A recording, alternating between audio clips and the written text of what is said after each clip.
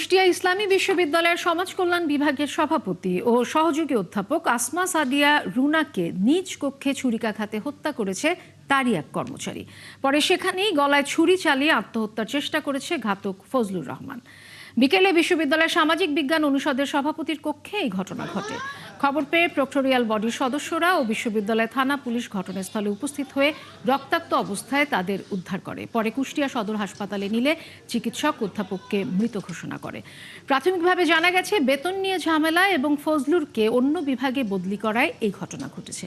এ বিষয়ে জেলা police super জানিয়েছে ঘটনার তদন্ত চলছে, পরে বিস্তারিত জানানো হবে।